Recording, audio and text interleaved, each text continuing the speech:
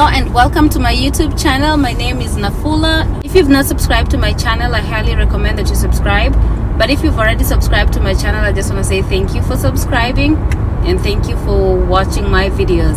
So today I will be going, I just wanted to take you guys along. I'll be going to the airport to pick up a DV lottery winner. So I'm just going to be showing you what that involves. It's a lot of work. Like you have to, like today I had to go to work, come back, and then now I'm headed to the airport. So he won the DV lottery winner. He had a couple challenges. He's a DV 2023 winner. So we're here to pick up a green card lottery winner, and this is our airport. Yeah, fuselage. That's pretty cool, isn't it? Yeah, that's pretty cool. This is gorgeous. I think it's oh, that's him. I thought you had a green shirt. I was outside then I put your shirt. I'm looking for the green shirt. I was like, that's him. It's like, that's him. I just heard your voice there. Okay. Welcome to America. How do you feel? You made it. How do you feel? I'm very happy. You're very happy to be here? I'm very happy to be Where are you from? from Uganda. From Uganda? Yes. Okay, now you're in New York. Yes, I'm in New York. Day one. Yeah. So I'm gonna let him introduce himself and then we're gonna ask just a few questions.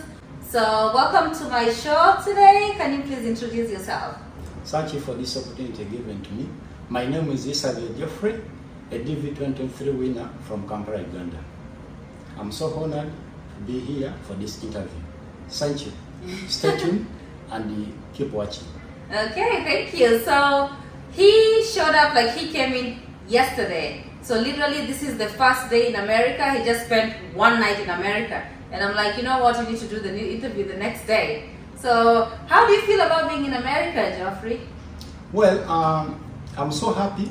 So I cannot express it here physically on my face, but I'm really very happy deep in the inside because this all long time heart dream has been fulfilled by the grace of God. After submitting for the application, they bring what we call the confirmation number. Okay. They tell you don't close that web page before saving those details because those details, they include your surname, the year of birth, then the confirmation number. Okay. So that confirmation number, when the results are out the following year in May, always it is around the 6th of May, sometime 8th. So when the results are out, you go back and log in. There's what we call the entrance DV 20. They say it is DV 2023. It's on the same website, exact Yes. website you apply that. Yes. Yep. So it is called the entrance status check. So on the entrance status check, when you type in the entrance status check for DV 2023, like for my case for DV 2023, they bring down a drop-down menu whereby you put in the confirmation number, the surname, the year of birth, then there is a code that is always displayed there on below. Then you put in, then you submit. So it will search. If you are randomly selected, a welcoming warm message will come. Like a letter. So you get like a letter that says, you know, you've won and you've been randomly selected, and that's when you find out that you've won, correct? Exactly. Okay. So after you did that, you won, and then what was the next step after you saw the letter? The letter, it had instruction that I should fill the DS-260 with all my family accompanying members immediately. Okay. Yeah. So I went ahead and I filled the DS-260. Okay. But before filling that DS-260, I had to find the host. Okay. So I tried searching for the host for the first week, second week, not finding the host. Okay. But that one didn't stop me from filling. I went ahead to fill. When I reached that point of where I need to put in the details of the host, like the host is the address where my green card will be made after being processed by the USCIS, I had to stop and look for the host. Okay. It took me around 4 weeks to find the host. Okay. So I got the host through a friend. So it was like a friend of a friend. Yes. Okay. So that guy, when I reached out to him, I told him, my brother, I want DV 2023. So I'll be going to America as a permanent residence. But before my application will be processed to be ready for my interview in the Nairobi embassy, they need me to get the host details where my green card will be made. If at all my visa is approved. So that brother was like, you know what, I have a friend who lives in Indiana. Let me give him a call. So when he got a phone, he called the friend in Indiana. The friend was like, he won, wow, congrats. How lucky that guy is. Then I was like, it is by the grace of God. The guy sent the details immediately. He gave me the name, the city, whatever, each and everything. Then I had moved with my laptop to go to visit that friend of mine. So I immediately... So your friend was in Uganda? He was in Uganda. But then had a friend who gave you the address who was in America, correct? Exactly. Okay. So I immediately opened my laptop. I switched on my laptop. I logged into my DS260. You know, logging in, they need the confirmation number, the case number, and the year of birth. Okay. Then I logged in. Then I went to there's option of putting in the details of what? The host. I put in the name of the host, the address, the zip code, the state, and the city, and his phone number. Then I proceeded to the next. Then I put in the details of my parent, my highest level of education. I was single, so So you didn't have a lot of information to fill in, so it was a DS260 was easy. So after you submitted it, yes. What happens after? Well, after submitting it, they always bring a summary of your application, and it's called the DS260 confirmation page. Okay. So I had to print it out, so you can log in at any time you wish, and you have access to that form. Okay. So I had to print it out, and I had to wait. So for my DS260 to be processed, as I'm waiting for the second notification letter, at the same time waiting for my case to be current to get the second notification letter. So you can get an interview. So let's start where you have an interview at the embassy and they send you like, okay, these are the requirements that you need for the interview. Can you take us through that process? Well, after I submitted my DS260, let me take it back shortly. They told me I got the notification message after submitting it. Thank you, DV applicant. Thank you for the migrant visa applicant. Your application has been sent to KCC for further review. Then they listed down 3 points that I should follow. One was obtaining the supporting documents. Okay. 2 was like I should take the required passport size photos that I will present to the embassy when my interview is ready.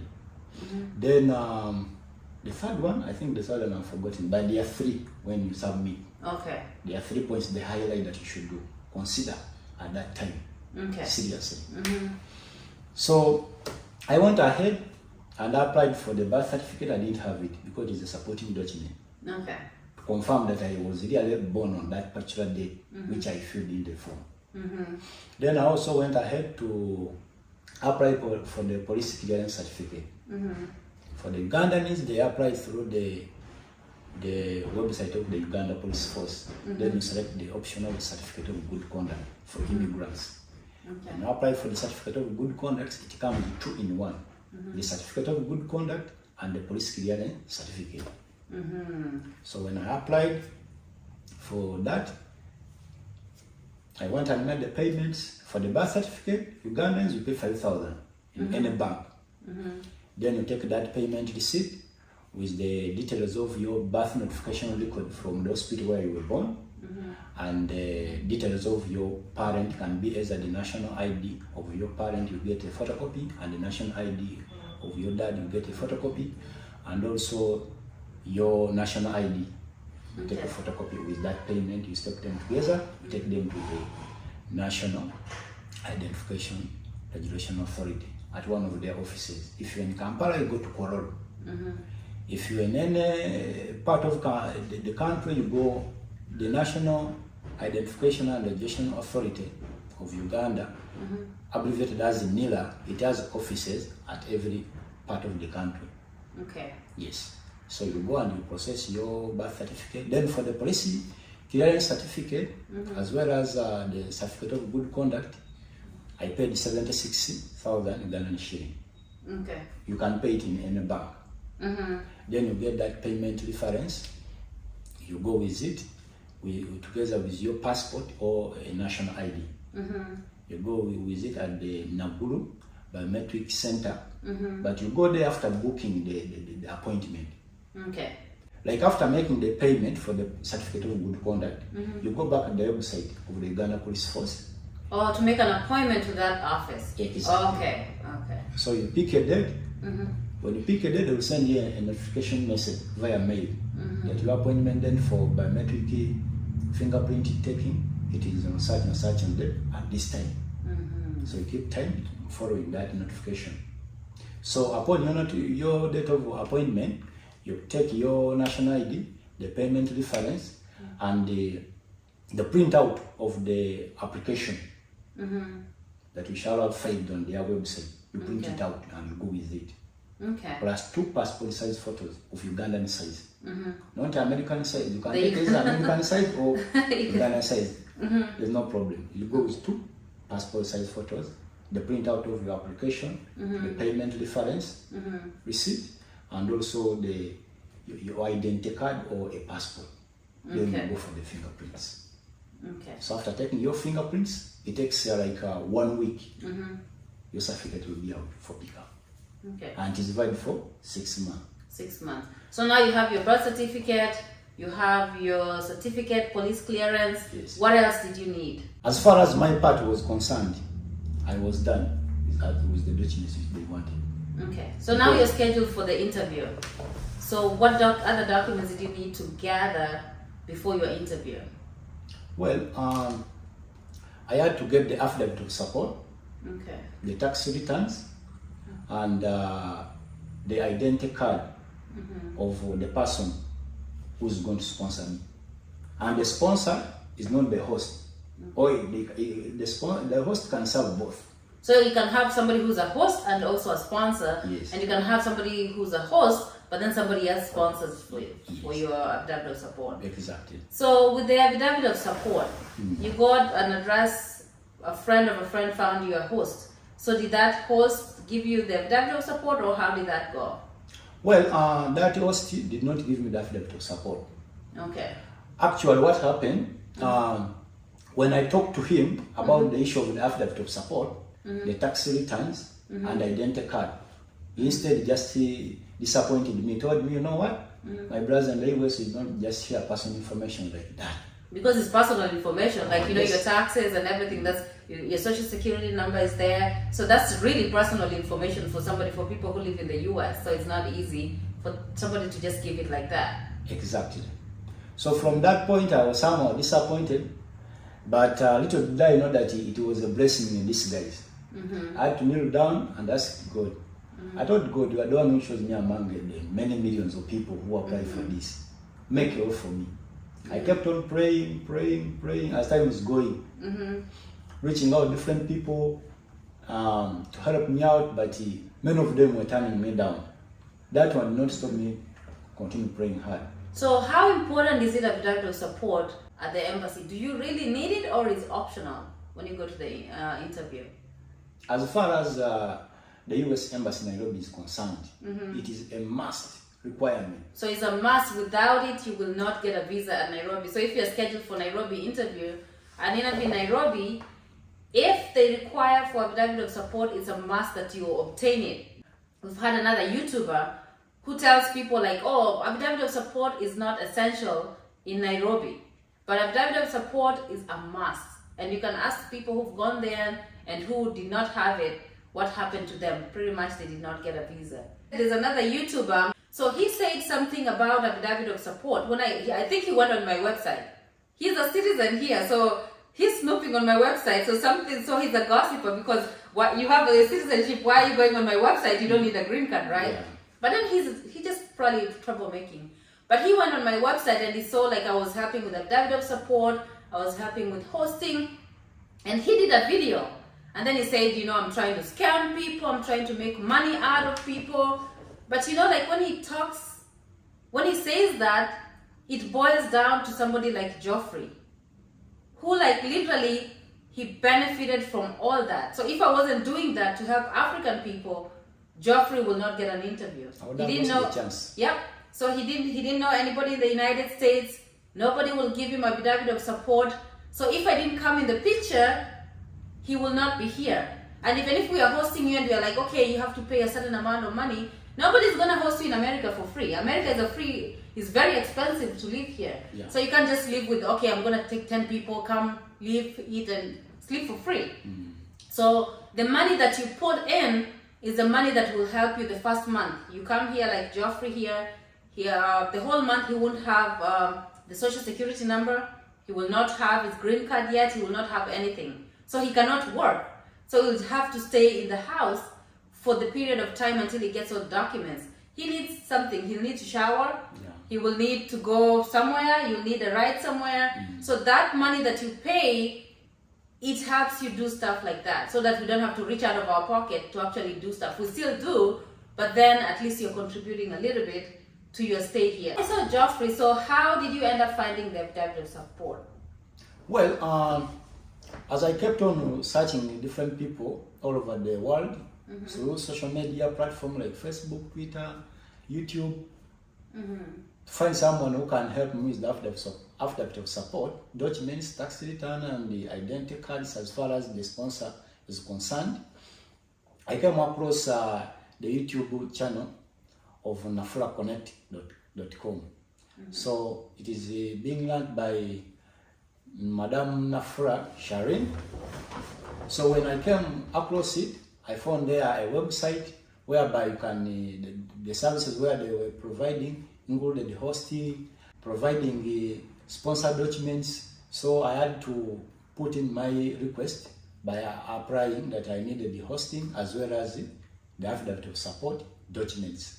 So when I reached out to her, after submitting my request, I got the reply via mail. Then when I got the reply via mail that they are willing to help me out, we had to exchange numbers via mail. Then we started communicating via WhatsApp for more details. So as far as my sponsor documents were concerned, it is Nafula Connect, www.nafulaconnect.com group that helped me to get the sponsor documents. Okay, and I'm going to also chip in on that. So we got him a sponsor, reached out to me, you know, I have people reaching out to me, they're ready to sponsor. So usually we decide what people we're going to sponsor, we just sponsor, we don't sponsor everybody. So with Geoffrey here, he's very hardworking. So he was doing very well in Uganda. He's an engineer, I don't know if you say that already. He's an engineer in Uganda. So he's very smart, he went to university, he's an engineer, he's working. So we knew like if we would sponsor him to come to the United States, he's not gonna come here and just live with me and eat my food and sleep for free. He's somebody who's coming here to work hard and improve whatever he was doing back in Uganda. So we just don't give everybody affidavits of support. We just pick on the few who are hardworking and they're doing very well in their country. And then we decide to do that. Nelson, actually, he doesn't come from Kenya. Nelson is somebody who reached out to me, and he's from Ghana, West Africa. I'm from East Africa, he's from East Africa, I'm from Kenya, he's from Uganda. So the three of us are from 3 different countries. But then because of social media, YouTube, we were able to connect and bring him here. So Geoffrey, tell us, when did you go to the embassy? Well, first of all, take you back when I received the second notification letter. I received my second notification letter, that was on 14th of July 2023. If I remember the time, it was 20 minutes past 3 p.m. So my interview was to be on 1st of September 2023 at 15 minutes past 7 a.m. in Nairobi, Kenya. So immediately when I had gotten my second notification letter, I had to book for the medical examinations immediately. So to book for the medical examination, I had to email the IOM in Nairobi, Kenya. Ugandans, they are not supposed to do their medicals back in Uganda. we are supposed to do them back in Kenya, because that's where the interviewing embassy is situated. So you have to travel all the way from Uganda To Kenya. to Kenya for the medical. Exactly. So to book for the medicals, I had to mail the IOM in Kenya, and when you are mailing them, you attach the documents as follows. That is the scanned copy of your biodata of the passport, the 2NL, that is the second notification letter that is sending you for the embassy interviews. Then you have to attach the 2NL, the copy of your passport, biodata. Then what else have I forgotten? But basically those are the most important, because they need to know, is it true that your interview has been scheduled by the US Embassy? Okay. Then they need to know the passport number, also your biodata, the names. Whether the names which are on the passport coincides with the names which are on the second notification letter. So when you mail them, it takes around 3 to 4 working days for those people to reply you back. So when they reply... So you send them through the email, correct? Yes. So when you mail them, it takes them around 3 to 4 working days. When I mean working days, I mean from Monday to Friday, excluding public holidays and weekends. So when I sent them the mail that was on 15th, the following day after receiving my 2NL. In July, I received the reply, I think it was around 20-something. So remember, I sent the mail on weekend, that was the following day. Remember the 2NL, I got it on Friday. Then Saturday, I sent them the mail. So I had to wait till Sunday, Monday, Tuesday, Wednesday. I got the reply on Thursday, the following week. And when I got that mail, they told me, the notification message there, it was like, you know, your medical interview appointment has been scheduled and will take place on 22nd of August at 7 sharp a.m. in Nairobi at IOM. Then they told me to go with the list of the documents which were included in that notification message. That was a whole sum amount of 63,000 Kenyan shilling. Wow. The passport, 3 recently taken passport size photos to the US standard. Then any copy of the immunization record, a copy of COVID-19 vaccination, then the Euro book. If you are not, you know, you can't cross the border if you are not vaccinated. So you need to go for the yellow fever vaccination. They can't allow you to cross the border if you don't have it. Okay. Yes. So when I received that message, I had to prepare for the medicals. So when my time of medicals almost approaching, I remember I traveled in Nairobi. It was on 18th of August, 2023 for my medicals. My medicals were scheduled on 22nd of August, 2023. But I had to travel like 3 days to the interview because I was going to use road transport. So you never know, anything can happen on the way. The bus can break down and you wait for the mechanics to come and you put it right. So I had to travel like 3 days before. So on 18th, I went and booked a bus at Mashkul, there at Namaiba bus station. Those who live in Uganda, it is Namaiba bus station where you go and book for the buses which go to Nairobi. So I remember booking with Mashkul. I paid 80,000 Ugandan shilling for my journey to Nairobi. We started the journey, it was at 7. Then we went to Nairobi. I reached the following day at midday.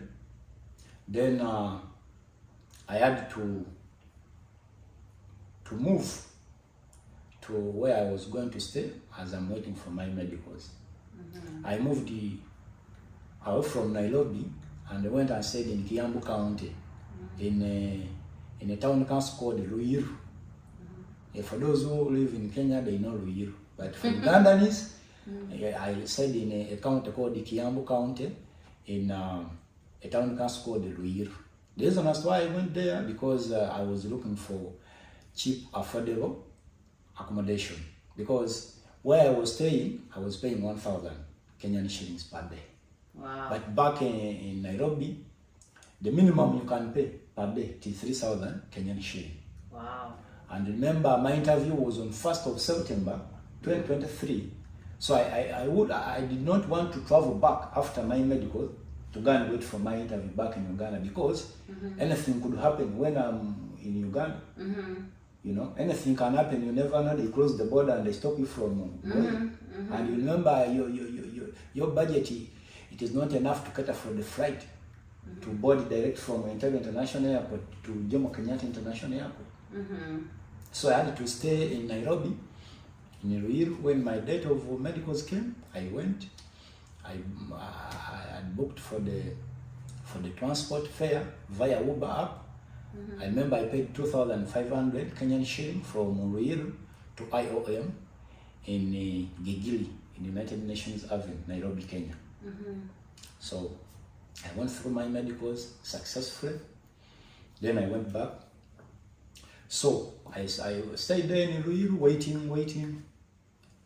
Here comes 1st September 2023. I remember I reached at the embassy at 6:20 a.m. Very in the morning from Ruiru. Wow. You're on it. You arrived early so that you're not late for your interview. Exactly. My interview was at 7:15, but I arrived at embassy at exactly 6:20 a.m. From Ruiru. So when I arrived there, I found the security guards there. They asked me, when is your interview? I told them at 7:15 a.m. They told me, where is your TNL and your passport? I handed over my TNL and my passport. So they were arranging us in the queue following our time of interview. For those whose interview was at 8, they were put behind. For us who were, whose interviews were at 7:15, we were put in front of them. So we were there. Bags are not allowed. So I moved with my laptop and the bag. They told me the bags are not allowed. But there was a person who was there. There are people who do some kind of business, They say, we can keep for the bag, give us 500 Kenyan shilling. When we come back, we shall give it to you. Then I was like, okay, I have no option. I gave it in the bag, then I went inside. So I went through the first security check, the second security check, the third security check. So the third security check, that's where they need your DS-260, the 2NL, then they give you like a sheet to fill in your details, like your name, your phone contact, your email, and case number. Then I was given a token number by that last security check, number 3. So I was told to go and sit on the side of the immigrants. Remember, at Nairobi there are 2 waiting areas. So there's non-immigrant and there's an immigrant. Yep. Yes. So for the immigrants, you sit on the left-hand side. For the non-immigrants, you sit on the right-hand side. So I was there sitting. But when I was given that token number, on top of it, I was also issued the cheat for arranging my documents following that cheat. Like the passport, it was birth certificate, police clearance, high school certificates, and affidavit of support.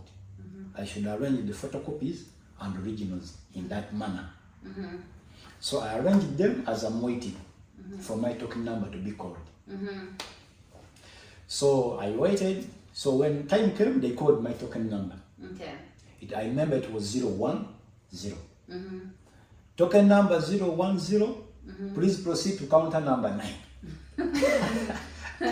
Wow. Deep in now my you're like, heart. okay, this is it. This is it. I remember what I said. I said, Jesus, you in me and I in you.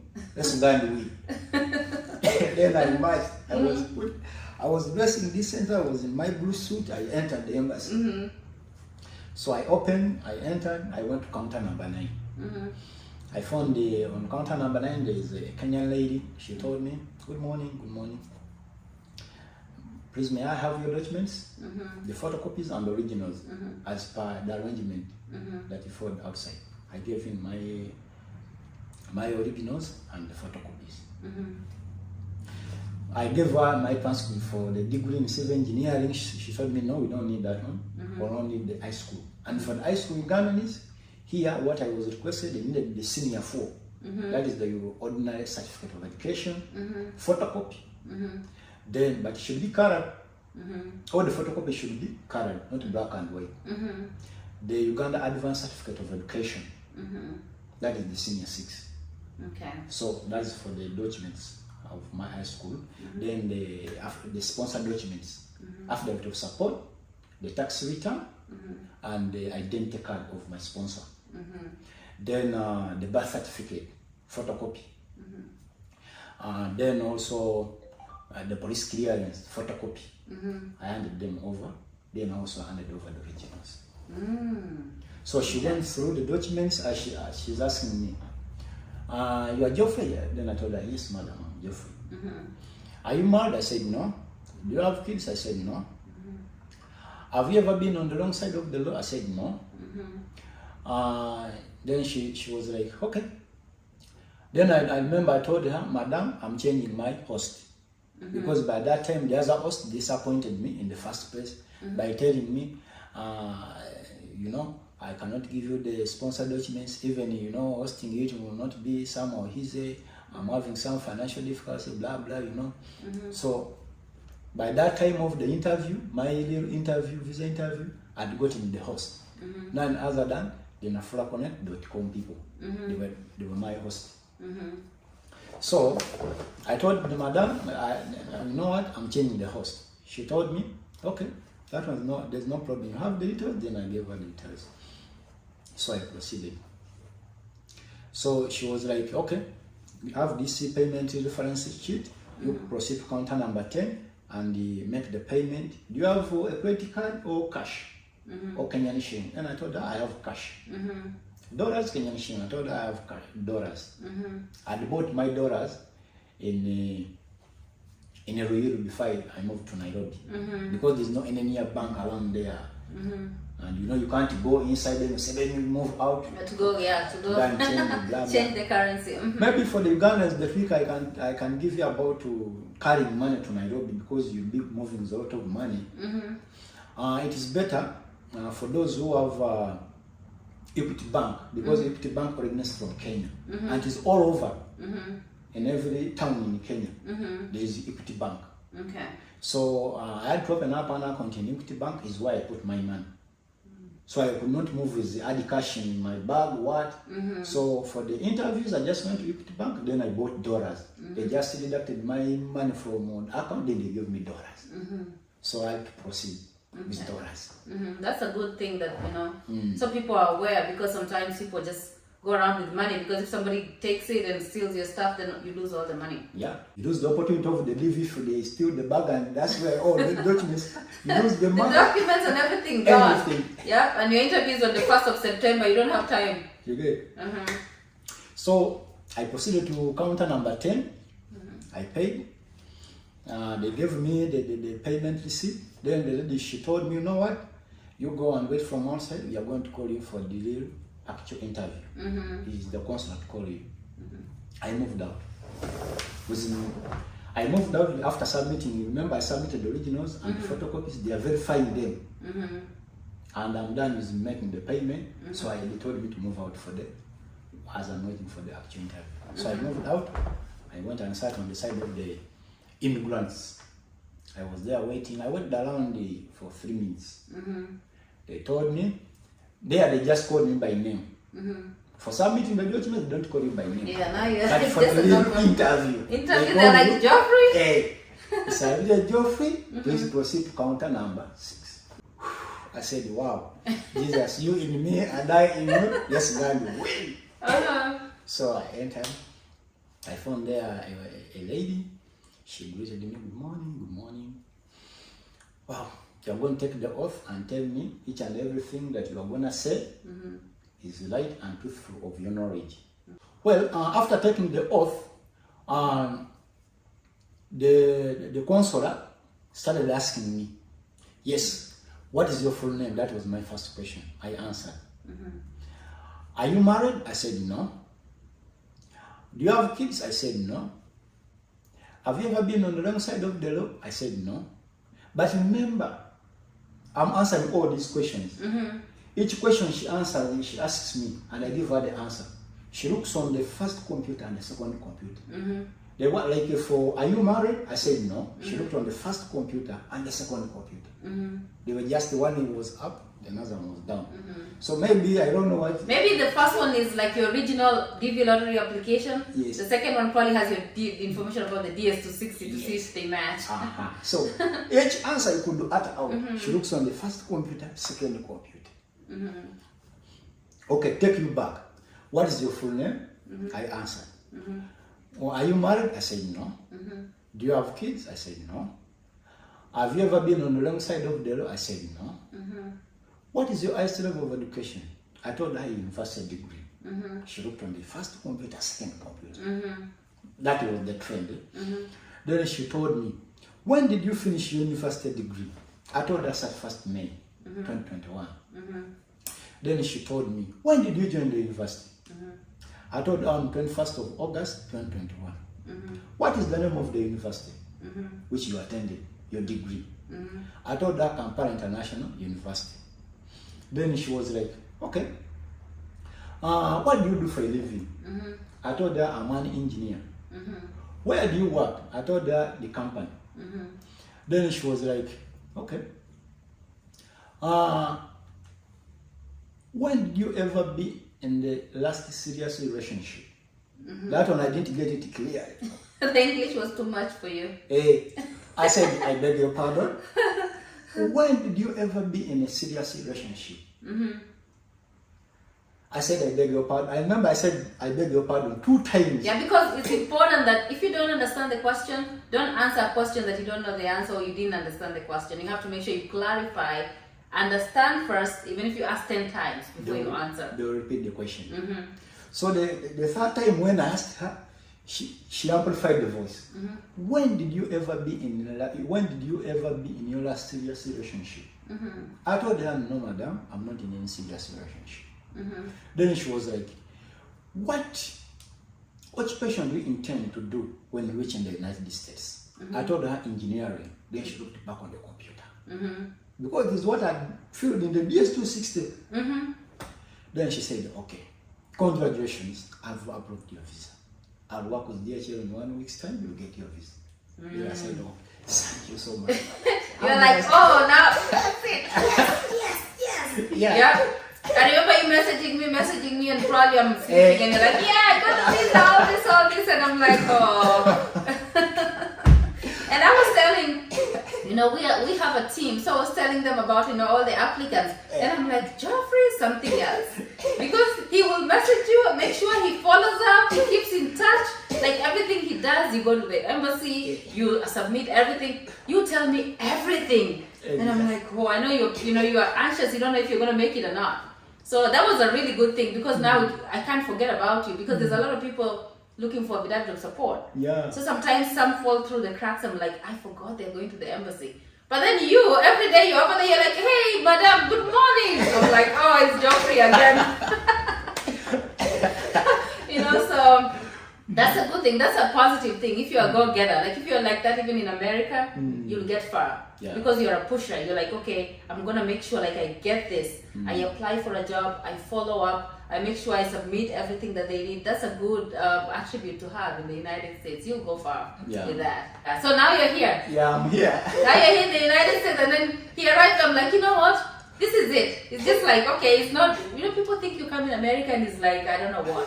And then he shows up, I'm like, the air is the same, everything is the same, only that people are speaking English, too much English. Yeah. That's pretty much it, right? Yeah, and the accent is not Michigan.